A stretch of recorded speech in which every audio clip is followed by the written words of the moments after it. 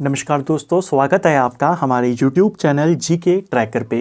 देखिए फ्रेंड, आज के वीडियो में हम बात करेंगे जो हमारी एक सीरीज है जिसमें हम पूरे इंडियन कॉन्स्टिट्यूशन को MCQ के फॉर्मेट में देख रहे थे। आज हम इस सीरीज की हमारी 32वीं क्लास यहाँ पे कवर करेंगे। जैसे आप जानते हैं, टॉपिक वाइज हम इस सीरीज में पूरे कॉन्स्टिट्यूशन को कवर करते हुए चल रहे हैं। आज की वीडियो में हम बहुत ही इंपॉर्टेंट टॉपिक पंचायती राज से जुड़े हुए MCQs को देखेंगे। आज हम भारत में पंचायती राज के इतिहास के बारे में, आज़ादी के बाद क्या प्रयास किए गए और क्या क्या कौन कौन सी इंपॉर्टेंट समितियां यहां पर बनाई गई, उनके MCQs कवर करेंगे। अगर आपने इस सीरीज की पिछली क्लासेस को नहीं देखा है तो प्लेलिस्ट से आप उनको देख सकते हैं। तो चलिए दोस्तों, आज की वीडियो को शुरू करते हैं। आज का हमारा पहला सवाल है, भारत में पंचायती राज का अभिप्राय मुख्य रूप से किससे है? भारत में पंचायती राज जो है आपका, ये ग्रामीण स्थानीय स्वशासन से जुड़ा हुआ है। ऑप्शन बी सही आंसर होगा। पंचायती राज यानी कि गांव को उन्हीं के लोगों के द्वारा चलाने देना, गांव को स्थानीय स्वशासन प्रदान करना, यही मतलब है भारत में पंचायती राज सिस्टम का। ठीक है, यानी गांव और जिला स्तर के शासन को स्थानीय लोग ही चलाएं वहां पे। ठीक है, पंचायती राज व्यवस्था अपनाई गई थी। इसे अपनाया क्यों गया? अभिप्राय तो इसका यह है कि वहीं के लोग ही इसका शासन चलाएंगे, ग्रामीण स्तर के। पंचायती राज व्यवस्था लोकतंत्र की शक्तियों के विकेंद्रीकरण के लिए लाई गई थी। ऑप्शन बी सही आंसर हो जाएगा। ठीक है, कई बार ये सवाल पेपर में आया है कि भारत में सरकारों के 3 तल कौन कौन से हैं, यह तीसरा तल कब जोड़ा गया? भारत में सरकार 3 लेवल पे काम करती है। सबसे ऊपर आती है केंद्र सरकार, जो ऑल इंडिया वर्क बेस पर यहाँ पे बनती है। दूसरी है राज्य सरकार, जो राज्य स्तर पे बनती है। और तीसरी होती है हमारा पंचायती राज या ग्राम पंचायतें, जो गांव के लेवल पे बनती हैं। क्वेश्चन आया था कि ये जो तीसरा तल है हमारी व्यवस्था में कब जोड़ा गया? तो जब इनको संवैधानिक संशोधन के माध्यम से, जो 73वां संशोधन आया था, उसके माध्यम से इसे संवैधानिक दर्जा मिला और भारत की व्यवस्था में यहाँ पे तीसरा तल जोड़ा गया सरकार का। इसको भी याद रखना है। अगली क्लास में हम संविधान कैसे इसको संवैधानिक दर्जा मिला, क्या क्या परिवर्तन हुए, क्या क्या पॉइंट हैं, उनको नेक्स्ट क्लास में देखेंगे। अभी केवल इसकी हिस्ट्री पे और जो इंपॉर्टेंट समितियां बनी उनकी सिफारिशें, उस पे हमारा फोकस है। अगला, चोल साम्राज्य एवं विजयनगर साम्राज्य की आयंगर व्यवस्था में स्थानीय स्वशासन के लक्षण देखने को मिलते हैं। भारत के अंदर प्राचीन काल से ही हमें स्थानीय स्वशासन के लक्षण देखने को मिलते हैं। सबसे पहले हमें ये जो लक्षण मिलते हैं चोल साम्राज्य से मिलते हैं। वहीं से हमें यह पता चलता है कि उनके काल में स्थानीय स्वशासन की व्यवस्था लागू थी। ठीक है, इसके अलावा विजयनगर साम्राज्य में भी एक व्यवस्था चलती थी जिसे आयंगर व्यवस्था कहते थे। ये भी स्थानीय स्वशासन के जैसे ही लगती है। ठीक है, तो भारत में सबसे पहले स्थानीय स्वशासन के जो लक्षण मिलते हैं वो चोल साम्राज्य और विजयनगर साम्राज्य से मिलते हैं। पहला सही है, कारण दिया है इसमें। यह व्यवस्था भारत में स्थानीय स्वशासन का प्राचीनतम रूप थी, जो ब्रिटिश काल से पहले अस्तित्व में थी। यह भी बिल्कुल सही है। ब्रिटिश काल से पहले भी भारत में लोकतंत्र था और ब्रिटिश काल से पहले भी भारत में गांव में स्थानीय स्वशासन होता था, जिसकी पुष्टि कहां से होती है? चोल साम्राज्य और विजयनगर साम्राज्य। यहां पर कथन और कारण दोनों सही हैं और व्याख्या भी यहां पे सही है। ठीक है, कुछ इंपॉर्टेंट तथ्य आयंगर व्यवस्था का हमने यहाँ पे जिक्र किया। होती क्या थी ये व्यवस्था? देखिए, विजयनगर साम्राज्य में ग्रामीण प्रशासन की महत्वपूर्ण विशेषता उनकी आयंगर व्यवस्था थी। ठीक है, प्रशासन को सही रूप से चलाने के लिए हर गांव को एक स्वतंत्र इकाई के रूप में गठित किया जाता था और हर इकाई पर शासन करने के लिए 12 प्रशासकीय अधिकारियों की नियुक्ति करी जाती थी, जो आमतौर पर उसी गांव के होते थे। इन्हीं 12 शासकीय अधिकारियों के समूह को आयंगर कहते थे। यानी फिर उस गांव का शासन यही अधिकारी जो होते थे 12, ये चलाते थे। तो ये उनका स्थानीय स्वशासन था, यानी आयंगर व्यवस्था। विजयनगर साम्राज्य के बारे में, बहमनी साम्राज्य के बारे में, मध्यकाल में दक्षिण भारत के 2 इंपॉर्टेंट ये साम्राज्य थे। इनके ऊपर डिटेल्ड वीडियो बने हुए हैं ऑलरेडी, कैसे ये बने, क्या इनकी व्यवस्थाएं थी, कौन इनके इंपॉर्टेंट राजा थे, सब कुछ आप प्लेलिस्ट से देख सकते हैं। या फिर बहमनी साम्राज्य, विजयनगर साम्राज्य करके जीके ट्रैकर आप लिखेंगे, आपको वीडियो मिल जाएंगे। अगला, वायसरॉय रिपन द्वारा 1882 में दिए गए स्थानीय स्वशासन संबंधी प्रस्ताव को क्या कहा जाता है? रिपन जो था ये भारत का वायसरॉय था।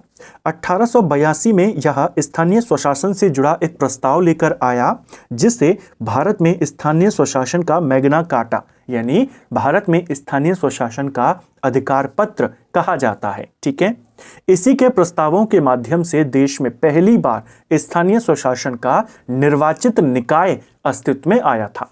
यहीं से इनको निर्वाचित किए जाने की जो व्यवस्था थी वो बनी थी। अब क्योंकि ये रिपन के काल में आया, इसीलिए रिपन को भारत में स्थानीय स्वशासन का जनक कहा जाता है। ठीक है, वायसरॉय रिपन ने 1882 में स्थानीय स्वशासन संबंधी प्रस्ताव दिया। इसे स्थानीय स्वशासन का मैग्ना कार्टा कहते हैं और रिपन को स्थानीय स्वशासन का जनक कहा जाता है भारत में। ठीक है, 1919 के भारत शासन अधिनियम और 1935 के अधिनियम के संदर्भ में कौन कौन से कथन सही हैं? चलिए देखते हैं। पहला, 1919 के अधिनियम में प्रांतों में दोहरे शासन की व्यवस्था की गई और स्थानीय स्वशासन को हस्तांतरित विशेष सूची में रखा गया। क्या ये आपका सही है? पहला आपका बिल्कुल यहाँ पे सही है। 1919 के माध्यम से प्रांतों में दोहरा शासन यहाँ पे शुरू किया गया, द्वैत शासन की शुरुआत होती है और जो स्थानीय शासन का विषय था उसे हस्तांतरित विषय की सूची में रख दिया गया। ठीक है, 1935 के अधिनियम में प्रांतीय विधानमंडलों को स्थानीय स्वशासन के संबंध में कानून बनाने की शक्ति दी गई। ये भी बिल्कुल सही है। फैक्ट बेस पर भी सवाल बन सकता है कि प्रांतीय विधानमंडलों को स्थानीय स्वशासन के बारे में कानून बनाने का अधिकार किस एक्ट के माध्यम से दिया गया? 1935। ठीक है, दूसरा भी सही है। 73वें संशोधन के माध्यम से 1992 में पंचायती राज को संवैधानिक दर्जा दिया गया। ये वाला भी आपका बिल्कुल सही है। पंचायतों से संबंधित था 73वां संशोधन और नगर निकायों से यानी कि शहरी स्थानीय स्वशासन से संबंधित था 74वां संशोधन। तीनों के तीनों आपके सही हैं, यानी ऑप्शन डी सही आंसर होगा। पंचायती राज विषय है। जो पंचायती राज है यह किस सूची का विषय है? तो आप सभी जानते हैं पंचायती राज राज्य सूची का विषय है। ऑप्शन बी सही आंसर होगा। हमारे संविधान में किस आर्टिकल में पंचायती राज के गठन के संबंधी बात कही गई है कि राज्य प्रयास करेगा अपने राज्य में पंचायती व्यवस्था बनाने की? ये बात कही गई है आर्टिकल 40 में। ठीक है, पंचायती राजों के गठन से संबंधित। अब आप सभी जानते हैं आर्टिकल 36 से आर्टिकल 51 तक कौन से आर्टिकल हैं? ये हमारे डीपीएसपी हैं।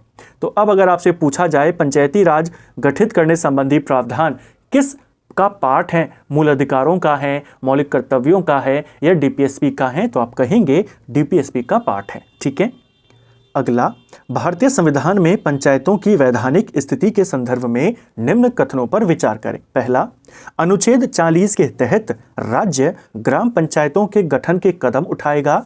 पहला बिल्कुल सही है। किस आर्टिकल में है? आर्टिकल 40। अभी हमने देखा 1935 के अधिनियम के द्वारा प्रांतीय विधानमंडलों को स्थानीय स्वशासन पर कानून बनाने की शक्ति दी गई। ये भी सही है। अभी हमने ऊपर देखा था अनुच्छेद 40 को मूल अधिकारों के अंतर्गत रखा गया है। क्या ये सही है? गलत हो जाएगा। 40 किसके अंतर्गत है? नीति निदेशक सिद्धांत यानी जो डीपीएसपी है हमारे directive principle of state policy, इसके अंतर्गत रखा गया है, ना कि फंडामेंटल राइट्स के अंतर्गत। ठीक है, तो तीसरा वाला गलत है, पहला और दूसरा यहाँ पे सही हो जाएंगे। भारत में स्थानीय स्वशासन के ऐतिहासिक विकास के संदर्भ में निम्न कथनों पर विचार करें। फिर से 3 स्टेटमेंट हैं। पहला, चोल साम्राज्य और विजयनगर साम्राज्य के शासन व्यवस्था में स्थानीय स्वशासन के लक्षण मिलते हैं। बिल्कुल मिलते हैं। ऊपर हमने व्यवस्था भी देखी थी विजयनगर साम्राज्य की, आयंगर व्यवस्था। ठीक है, लॉर्ड रिपन के 1882 के स्थानीय स्वशासन को मैग्ना कार्टा कहा जाता है। यह भी सही है। भारत शासन अधिनियम 1919 के तहत स्थानीय स्वशासन को आरक्षित विषय की सूची में रखा गया। क्या यह सही है? क्या इसे रिजर्व्ड कैटेगरी में डाला गया था? नहीं, इसे हस्तांतरित विषय सूची में डाला गया था। अभी हमने ऊपर इसको देखा था। तो तीसरा वाला यहां पे गलत है। आपका कौन सा सही है? पहला और दूसरा। ऑप्शन ए सही आंसर होगा। भारत में सही मायने में स्थानीय स्वशासन का जनक किसे कहा जाता है? सिंपल सा सवाल, कई बार पूछा गया है। अब आपको पता है कौन लेकर आया था स्थानीय स्वशासन से संबंधी प्रस्ताव? लाया था रिपन 1882 में। इसी को भारत में स्थानीय स्वशासन का मैग्ना कार्टा कहते हैं और रिपन को भारत में स्थानीय स्वशासन का जनक कहते हैं। ठीक है। निम्न में से कौन सा एक सामुदायिक विकास का पहला स्थापित कार्यक्रम था? भारत में सामुदायिक विकास कार्यक्रम यहां पे चलाए गए थे आजादी के बाद। इनमें से कौन सा वाला है? यह है हमारा राष्ट्रीय प्रसार सेवा। ऑप्शन ए सही आंसर होगा। बेसिकली आजादी के बाद निचले क्षेत्रों में या छोटे छोटे इकाइयों में, खासकर गांव में कैसे विकास किया जा सके, इसके लिए सबसे पहले प्रयास किया गया 2 अक्टूबर 1952 को। देश के अंदर सामुदायिक विकास कार्यक्रम इसकी शुरुआत करी गई। ठीक है, ये डेट सहित पूछा जाता है कब शुरू हुआ सामुदायिक विकास कार्यक्रम? 2 अक्टूबर 1952। अगले ही साल इसको और विस्तारित किया गया और इसी के साथ एक और कार्यक्रम चला, राष्ट्रीय विस्तार सेवा। इसे शुरू किया गया था 1953 में। ये 2 कार्यक्रम आपने ध्यान रखने हैं, सामुदायिक विकास कार्यक्रम 1952 और राष्ट्रीय विस्तार सेवा 1953। यहां पर सामुदायिक विकास कार्यक्रम दिया नहीं है, तो राष्ट्रीय प्रसार सेवा आपका आंसर होगा जो 1953 में आया था। ठीक है। इंपॉर्टेंट फैक्ट्स में हमने वही चीजें लिखी हैं। सामुदायिक विकास कार्यक्रम 2 अक्टूबर 1952 देश के 55 ब्लॉक्स में से जारी किया गया था, ब्लॉक खंड जो हमारे विकास खंड है, और राष्ट्रीय विस्तार सेवा 1953। ठीक है। निम्न में से कौन सी समिति सामुदायिक विकास कार्यक्रम जो चलाया था 1952 में, इसकी जांच के लिए गठित की गई थी? ये बहुत ही इंपॉर्टेंट सवाल है। यहीं से अब हम पंचायतों से जुड़ी जो समितियां हैं उनको देखेंगे। हमने अभी देखा कि 1952 में सामुदायिक विकास कार्यक्रम सरकार ने चलाया। 1953 में राष्ट्रीय विस्तार सेवा यहां पे शुरू किया गया। इन दोनों कार्यक्रम की समीक्षा करने के लिए एक आयोग बनाया गया, एक जांच समिति बनाई गई जिसका नाम था बलवंत राय मेहता समिति। इस समिति ने बेसिकली ये चेक करना था कि ये जो हमने कार्यक्रम चलाए थे ये क्यों उतने सक्सेसफुल नहीं रहे, इनमें क्या कमियां रही। फिर बलवंत राय मेहता समिति का गठन होता है। इसे 1957 में बनाया गया था और 1957 के अंत में ये अपनी रिपोर्ट देती है जिसमें यह 3 स्तर पे पंचायती राज व्यवस्था की शुरुआत करने की बात कहती है। अभी हम आगे उसको देखेंगे। तो फिलहाल इतना याद रखें, सामुदायिक विकास कार्यक्रम की समीक्षा करने के लिए कौन सी समिति बनी थी? बलवंत राय मेहता समिति। पंचायतों को लेकर, पंचायती राज को लेकर के बनने वाली पहली समिति कौन थी? बलवंत राय मेहता समिति 1957 में बनी। बलवंत राय मेहता समिति की प्रजातांत्रिक विकेंद्रीकरण की सिफारिश के अनुसार क्या होना था? बलवंत राय मेहता समिति ने सिफारिशें दी। अपनी सिफारिशों में इन्होंने कहा कि जिला स्तर पे, ब्लॉक स्तर पे और ग्राम स्तरों पे त्रिस्तरीय प्रजातांत्रिक पंचायती राज संस्थाएं बननी चाहिए। यानी इन्होंने त्रिस्तरीय पंचायती राज व्यवस्था का सुझाव दिया। सवाल आता है, भारत के अंदर त्रिस्तरीय पंचायती राज व्यवस्था का सुझाव किसने दिया था? बलवंत राय मेहता समिति। इन्होंने कहा जिला स्तर पे जिला पंचायत, खंड या ब्लॉक स्तर पे पंचायत समिति और गांव स्तर पे ग्राम पंचायत बननी चाहिए। तीनों का इलेक्शन होना चाहिए, जनता के द्वारा व्यक्ति चुने जाने चाहिए। ठीक है, तो ऑप्शन ए इसका सही आंसर होगा। कुछ इंपॉर्टेंट तथ्य हैं, देखिए। सबसे पहले हमने जाना बलवंत राय मेहता समिति क्यों बनी, कब बनी, सब हमने देखा। ठीक है, इसकी 2 इंपॉर्टेंट सिफारिशों को ध्यान रखेंगे। पहला, त्रिस्तरीय पंचायती राज पद्धति की स्थापना होनी चाहिए, इन्होंने कहा। 3 स्तर कौन कौन से? गांव स्तर पे ग्राम पंचायत, खंड या ब्लॉक स्तर पे पंचायत समिति। ये क्वेश्चन बहुत बार आता है कि त्रिस्तरीय पंचायती व्यवस्था में पंचायत समिति किस स्तर पर बनती है? ब्लॉक स्तर पे, खंड स्तर पे बनती है। ठीक है, जिला स्तर पे जिला परिषद या जिला पंचायत। दूसरी इंपॉर्टेंट सिफारिश जो इनकी थी, कई सारी सिफारिशें इनकी थी, उतनी ज्यादा इंपॉर्टेंट वे नहीं है, लेकिन अगर आप उनको डीप में पढ़ना चाहते हैं तो हमारा जो कॉन्स्टिट्यूशन का थ्योरी वाला क्लास था उससे आप देख सकते हैं। एमसीक्यूज के माध्यम से हम उनका क्विक रिवीजन यहाँ पे कर रहे हैं और जो ज़्यादा इंपॉर्टेंट पॉइंट्स हैं उनको देख रहे हैं। इनके सिफारिशों में भी जो सबसे इंपॉर्टेंट हैं वो ये 2 सिफारिशें हैं। पहली हमने देखी, दूसरी पंचायत समिति को कार्यकारी निकाय और जिला परिषद को सलाहकारी, समन्वयकारी और पर्यवेक्षण निकाय होना चाहिए। यानी कार्यकारी निकाय किस स्तर को बनाना चाहिए, क्या कहा था बलवंत राय मेहता समिति ने, ये जो मिडिल वाला है पंचायत समिति इसको, और जो सर्वोच्च स्तर पे होता है जिला पंचायत, इसे सलाहकारी, समन्वयकारी और पर्यवेक्षण के रूप में बनाना चाहिए। ठीक है, यानी मुख्य काम जो करना चाहिए वो इसके द्वारा हो, ये वाला केवल सलाह देने के लिए हो, निगरानी रखने के लिए हो। ठीक है, पंचायती राज की अनुशंसा किसने करी थी? सिंपल सी चीज है, पंचायती राज की अनुशंसा किसने करी थी? बलवंत राय मेहता समिति 1957 में करी थी। कुछ और इंपॉर्टेंट तथ्य, इसका गठन हुआ जनवरी 1957 में और इसका उद्देश्य क्या था? सामुदायिक विकास कार्यक्रम, राष्ट्रीय विस्तार सेवा कार्यक्रम, इनका अध्ययन करना। क्यों ये उतने सफल नहीं हुए, क्यों ये फेल रहे, क्या कमियां रही, उसकी जांच करना।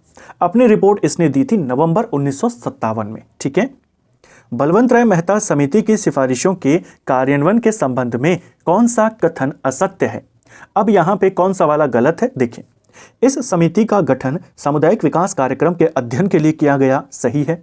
समिति ने ग्राम पंचायत की स्थापना अप्रत्यक्ष रूप से चुने प्रतिनिधियों द्वारा करने का सुझाव दिया था, क्या ये सही है? ये वाला गलत है। अप्रत्यक्ष की बात नहीं करी थी, प्रत्यक्ष इलेक्शंस की बात करी थी कि डायरेक्ट जनता के द्वारा चुना जाना चाहिए ग्राम पंचायत के जो व्यक्ति होंगे या जो प्रतिनिधि होंगे। तो इसने डायरेक्ट इलेक्शन की मांग करी थी, ना कि इनडायरेक्ट। ये वाला गलत है। 2 अक्टूबर 1959 को राजस्थान के नागौर जिले में पहली त्रिस्तरीय पंचायत का उद्घाटन हुआ, सही है। क्वेश्चन आता भी है, भारत में त्रिस्तरीय पंचायत व्यवस्था कहां से शुरू हुई? राजस्थान के नागौर जिले से 2 अक्टूबर को ही 1959 में। राजस्थान के बाद आंध्र प्रदेश पंचायती राज स्थापित करने वाला दूसरा राज्य बना था, यह भी सही है। ठीक है, अगला, भारत में त्रिस्तरीय पंचायती राज व्यवस्था की सिफारिश किसने करी? अब देखिए, ये सारी जो समितियां हैं, अशोक मेहता समिति, बलवंत राय मेहता, GV.K. राव, LM सिंघवी, ये सारी समितियां पंचायती राज व्यवस्था से हैं। ठीक है, इनमें त्रिस्तरीय पंचायती राज व्यवस्था को ही भारत ने अपनाया। इसकी सिफारिश सबसे पहले किसने करी थी? वो बलवंत राय मेहता समिति ने करी थी। ऑप्शन बी सही आंसर होगा।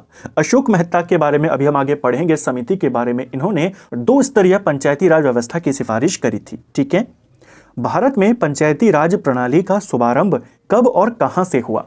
तो भारत में पंचायती राज प्रणाली कहां से शुरू हुई? आप जानते हैं 2 अक्टूबर 1959। और कहां से? नागौर, राजस्थान से। राजस्थान के बाद कहां से हुई? 11 अक्टूबर के करीब इसे आंध्र प्रदेश में शुरू किया गया था। ठीक है, 1958 में राष्ट्रीय विकास परिषद ने बलवंत राय मेहता समिति की सिफारिशों को स्वीकार कर लिया। 2 अक्टूबर 1959 को नागौर जिला राजस्थान का, वहां से प्रधानमंत्री जवाहरलाल नेहरू ने देश की पहली त्रिस्तरीय पंचायत का उद्घाटन किया। और इसके बाद 11 अक्टूबर 1959 को आंध्र प्रदेश में भी इसे शुरू किया। यानी शुरुआती 2 राज्य कौन कौन से थे? एक राजस्थान और एक आंध्र। ठीक है, निम्नलिखित राज्यों में से किस में बलवंत राय मेहता समिति की सिफारिशों के अनुसार पंचायती राज व्यवस्था सबसे पहले स्थापित की गई? अब देखिए, दोनों में हुई थी, राजस्थान में भी, आंध्र में भी। सबसे पहले पूछा है तो सबसे पहले हो जाएगा राजस्थान। ठीक है, भारत में पंचायती राज व्यवस्था सर्वप्रथम राजस्थान और किस राज्य में शुरू हुई? अब राजस्थान के साथ नाम पूछा है, अब आप कहेंगे आंध्र प्रदेश। ऑप्शन डी सही आंसर होगा। भारत में पंचायती राज व्यवस्था का शिल्पी किसे कहा जाता है? भारत में स्थानीय स्वशासन का जनक तो रिपन को कहते हैं, लेकिन पंचायती राज व्यवस्था का जनक ये कहा जाता है बलवंत राय मेहता को, क्योंकि इन्हीं की समिति की रिपोर्ट के आधार पे भारत में पंचायती राज व्यवस्था लागू हुई। ठीक है, अशोक मेहता समिति ने निम्नलिखित की सिफारिश करी थी। अब हम अशोक मेहता समिति के बारे में जानेंगे। अशोक मेहता समिति जो बनी थी, देखिए बलवंत राय मेहता समिति कब बनी? ये बनी थी जनवरी 1957 में। ठीक है, इसने अपनी रिपोर्ट नवंबर 1957 में दी। इसके ठीक 20 साल के बाद यानी दिसंबर 1977 में बनती है अशोक मेहता समिति। ये अपनी रिपोर्ट देते हैं अगस्त 1978 में। 2 इंपॉर्टेंट समितियां शुरुआती जो आपने ध्यान रखना है। अब इस समिति ने क्या क्या सिफारिशें दी उनको लेकर के सवाल है। आपसे पूछा है कितने स्तरीय पंचायती राज व्यवस्था की बात कही थी अशोक मेहता ने? इन्होंने 2 स्तरीय सरकार की बात कही थी। ऑप्शन बी सही आंसर होगा। इन्होंने कहा था कि पहले मंडल पंचायत होनी चाहिए और दूसरे स्तर पे जिला पंचायत, केवल ये 2 स्तरों की बात इन्होंने करी थी। ठीक है, अब कुछ अतिरिक्त तथ्य देखिए। अशोक मेहता समिति दिसंबर 1977 में बनी और अगस्त 1978 में इसने अपनी रिपोर्ट दी। इसकी कुछ इंपॉर्टेंट सिफारिशें देखिए। पंचायत व्यवस्था द्विस्तरीय मॉडल पर होनी चाहिए। पहले स्तर पे मंडल पंचायत, दूसरे स्तर पे जिला परिषद, बस ये बात इन्होंने कही। विकास पंचायतों से न्याय पंचायतों का गठन होना चाहिए, अलग करनी चाहिए न्याय पंचायतों को। इसका अध्यक्ष एक जज होना चाहिए, यह भी अशोक मेहता ने कहा। यानी न्याय पंचायतों को अलग से गठित करने की बात सबसे पहले किसने करी? अशोक मेहता समिति। पंचायतों के विघटन के बाद चुनाव 6 महीने की अवधि में ही हो जाने चाहिए, यह भी इन्होंने कहा। पंचायती चुनाव में सभी स्तर पर राजनीतिक पार्टियों की आधिकारिक भागीदारी हो, यानी राजनीतिक पार्टियों को पंचायती चुनाव में भाग लेना चाहिए। समिति ने पंचायतों के कार्यों में राजनीतिक दलों द्वारा खुलकर भाग लेने का समर्थन किया। देखिए, आमतौर पे ज्यादातर जो समितियां बनी उस समय 2 इंपॉर्टेंट पॉइंट ऑफ व्यू चलते थे। एक था कि जो नेशनल पार्टीज हैं या स्टेट पार्टीज हैं उनको पंचायत चुनाव में हिस्सा नहीं लेना चाहिए, वहां के जो स्थानीय लोग हैं वही चुनाव लड़े, वही वहां पर जीते। सवाल आता है वो कौन सी समिति थी जिसने कहा कि सभी राजनीतिक दलों को भाग लेना चाहिए गांव के चुनाव में भी? ये कहा था अशोक मेहता समिति ने। ठीक है, राज्य स्तर से नीचे लोक निरीक्षण में विकेंद्रीकरण के लिए जिला ही प्रथम बिंदु होना चाहिए। इसने जिला परिषद को इंपॉर्टेंट बनाने की बात कही। जिला परिषद कार्यकारी निकाय हो और वह राज्य स्तर पर योजना और विकास के लिए जिम्मेदार बनाया जाए। बलवंत राय मेहता जी ने क्या कहा था कि पंचायत समिति को बनाना चाहिए कार्यकारी निकाय, इसने कहा कि जिला परिषद को बनाना चाहिए। यही बेसिक पॉइंट है, डिफरेंस हैं जो सवाल आते हैं। पंचायत वाला टॉपिक बहुत इंपॉर्टेंट टॉपिक है, इसीलिए हम इनकी सिफारिशों को भी डीप में देख रहे हैं। सीधा सवाल आ जाएगा, बलवंत राय मेहता समिति ने किस स्तर को कार्यकारी निकाय बनाने की सिफारिश करी, अशोक मेहता समिति ने किस स्तर को करी? तो दोनों आपने ध्यान रखना है, बलवंत राय मेहता ने पंचायत समिति को और इन्होंने जिला परिषद को। ठीक है, पंचायतों का कार्यकाल 4 साल का होना चाहिए, यह भी अशोक मेहता ने कहा था। ठीक है, अशोक मेहता समिति जो बनी थी इसकी प्रमुख सिफारिशों में कौन कौन से कथन सही हैं? अभी हमने इनकी सभी सिफारिशों को देखा। अब देखिए, द्विस्तरीय पंचायती राज व्यवस्था का मॉडल इन्होंने दिया, मंडल पंचायत और जिला परिषद, बिल्कुल सही है। कई बार तो यही पूछ लेता है कि वो 2 स्तर जो इन्होंने बताया उसमें कौन कौन से हैं, तो मंडल पंचायत है और जिला परिषद है। ठीक है, न्याय पंचायत को विकास पंचायत से अलग कर देना चाहिए, यह भी इन्होंने कहा था, बिल्कुल सही है। पंचायती राज संस्थाओं को संवैधानिक दर्जा और कराधान की अनिवार्य शक्ति देनी चाहिए, यह भी इन्होंने कहा था, बिल्कुल सही है। पंचायती चुनाव में राजनीतिक दलों की आधिकारिक भागीदारी का विरोध किया, क्या यह सही है? अभी आपने पूरा क्लियर यहां पे किया, कॉन्सेप्ट आपका पूरा क्लियर है, रटने की आवश्यकता नहीं है कि इन्होंने राजनीतिक दलों की भागीदारी का समर्थन किया था। ये वाला गलत हो जाएगा, तो चौथा वाला आपका गलत है। जहां जहां पे आपका चौथा वाला है वो एलिमिनेट हो गए, ऑप्शन ए आपका सही है। कथन है अशोक मेहता समिति ने पंचायती राज चुनाव में राजनीतिक दलों की आधिकारिक भागीदारी का समर्थन किया, ये तो बिल्कुल सही है, अब आपका क्लियर है। समिति का मानना था कि न्याय पंचायत को विकास पंचायत से अलग निकाय के रूप में रखा जाना चाहिए, यह भी सही है। न्याय पंचायत अलग से बने, यह भी कहा, लेकिन इस वजह से ऐसा हो यह तो नहीं था। तो कथन और कारण दोनों सही जरूर है, लेकिन व्याख्या नहीं है, ऑप्शन बी। अगला, जीवीके राव समिति ये 1985 में बनी थी, ने पंचायती राज का ढांचा 4 स्तरीय बनाने की सिफारिश करी। बलवंत राय मेहता समिति ने 3 स्तर पे, अशोक मेहता 2 स्तर पे, जीवीके राव समिति बनती है 1985 में और ये कहते हैं कि 4 स्तर पे पंचायती राज समितियां बननी चाहिए, यानी पंचायती राज व्यवस्था होनी चाहिए। ग्राम स्तर पे ग्राम पंचायत, मंडल स्तर पे मंडल पंचायत, जिला स्तर पे जिला पंचायत और राज्य स्तर पे राज्य विकास परिषद भी होनी चाहिए, इन्होंने कहा। ठीक है, जिला परिषद को नियोजन और विकास कार्यक्रम के उचित प्रबंधन का मुख्य निकाय बनाना चाहिए, क्या यह सही है? यह भी आपका सही हो जाएगा। तो यहां पे इन्होंने कहा कि 4 स्तर पे बननी चाहिए और जो जिला स्तर है उसको मुख्य कार्यकारी निकाय यहां पे बनाना चाहिए। तो कथन और कारण दोनों सही हैं, व्याख्या भी सही है। जीवीके राव समिति से जुड़े कुछ इंपॉर्टेंट तथ्य देखिए। इसका गठन 1985 में हुआ, जैसे हमने देखा। कुछ इंपॉर्टेंट तथ्य हैं, इनकी सिफारिशें हैं। देखिए, पंचायती राज का ढांचा 4 स्तर पे होना चाहिए, बिल्कुल सही, अभी हमने देखा। जिला और स्थानीय स्तर पर पंचायती राज संस्थाओं को विकास कार्यों के नियोजन, क्रियान्वयन और निगरानी में महत्वपूर्ण भूमिका प्रदान की जानी चाहिए। तो जिला को देनी चाहिए स्थानीय स्तर पे, ये इन्होंने कहा था। अनुसूचित जाति, जनजाति और महिलाओं के लिए आरक्षण होना चाहिए, ये सबसे पहले जीवीके राव समिति ने कहा। पंचायती राज में जिला परिषद को नियोजन और विकास कार्यक्रमों के उचित प्रबंधन का मुख्य निकाय बनाना चाहिए, सही है, इन्होंने कहा था। जिला स्तर पे जिला विकास आयुक्त नामक पद सृजित करना चाहिए और इस पद को जिलाधीश से वरिष्ठ और अनुभवी व्यक्ति को दिया जाना चाहिए, यह भी इन्होंने कहा था। ठीक है, ये थी जीवीके राव समिति। अगला, समितियों और उनके द्वारा सुझाई गई पंचायत स्तरीय व्यवस्था का सही मिलान करें। बलवंत राय मेहता ने कहा था त्रिस्तरीय, तो पहले का हो जाएगा 3। अशोक मेहता ने कहा था द्विस्तरीय, यानी दूसरे का 4। जीवीके राव ने कहा था 4 स्तरीय, यानी 1। और एलएम सिंघवी ने न्याय पंचायतों की स्थापना की बात कही। शुरुआत अशोक मेहता ने करी थी कि अलग कर दिया जाए, इन्होंने न्याय पंचायतों की अलग से स्थापना की बात मनवाई थी, बाद में इन्हीं की सिफारिशों पे अलग न्याय पंचायतें बनी। तो इसके साथ जुड़ी हुई है न्याय पंचायतें, यानी चौथे का होगा 2। 3, 4, 1, 2 हमारा सही आंसर है जो यहां पर है। ठीक है, एलएम सिंघवी की अगर हम बात करते हैं, लक्ष्मीमल सिंघवी समिति इनका पूरा नाम था। 1986 में यह समिति बनी थी। इस समिति की मुख्य सिफारिशों में एक सिफारिश थी कि पंचायती राज को संवैधानिक दर्जा होना चाहिए। आपने देखा कि ऊपर जीवीके राव समिति ने भी ये बात कही, अशोक मेहता समिति ने भी ये बात कही।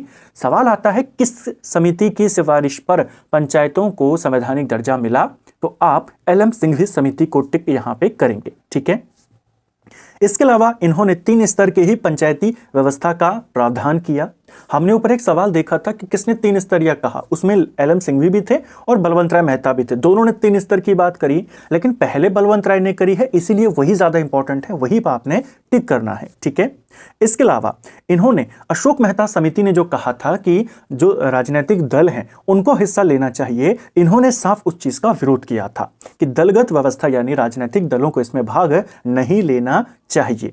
इसके अलावा न्याय पंचायतों की स्थापना की बात भी इन्हीं ने करी थी और इन्हीं के कहने पर बाद में न्याय पंचायतें बनी थी। ठीक है, अगला, पंचायती राज से संबंधित निम्न समितियों को कालक्रम में व्यवस्थित करें। अब हमने सभी समितियों के बारे में बात करी। जीवीके राव समिति कब बनी थी? 1985 में बनी थी। वीआर मेहता समिति यानी बलवंत राय मेहता समिति है, ये 1957 में बनी थी। अशोक मेहता समिति ये 1977 में बनी थी। एलएम सिंघवी समिति 1986 में बनी। सबसे पहले कौन बनी है? वीआर मेहता, यानी कि सबसे पहले आ जाएगा आपका 2। इनके बाद बनी अशोक मेहता समिति यानी 4, फिर जीवीके राव और फिर अंत में एलएम सिंघवी समिति यानी कि 2। तो जिस हिसाब से नंबर यहां पे लिखे हैं उसी नंबरों को आपने देखना है। सबसे पहले वीआर मेहता यानी कि सबसे पहले 3 आएगा, इसके आगे 3 है। इसके बाद बनी थी अशोक मेहता यानी कि 4, इसके बाद जीवीके राव यानी 1 और फिर 2। 3, 4, 1, 2 हमारा सही आंसर यहां पे होगा, जो कि ये रहा, ऑप्शन सी सही आंसर होगा। इन 4 समितियों के अलावा भी और समितियां बनी थी, जैसे एक समिति बनी थी थुंगन समिति, ये भी पंचायती राज व्यवस्था से जुड़ी है, 1988 में बनी थी, ध्यान रखेंगे। ठीक है, इसके अलावा एक और समिति बनी थी जिसका नाम था गाडगिल समिति, ये भी 1988 में बनी थी, इसको भी आपने ध्यान रखना है। ये 6 इंपॉर्टेंट समितियां आपने ध्यान रखनी है। इसके अलावा पंचायती राज पर एक समिति बनी थी 1960 में, वो के संथानम के नेतृत्व में बनी, वो नहीं पूछा जाता, ये 6 पूछी जाती हैं। 4 हमने देखी, एक थुंगन समिति को याद कर लीजिए, एक गाडगिल समिति को याद कर लीजिए, 1988 में ये बनी थी, इनको भी ध्यान रखेंगे।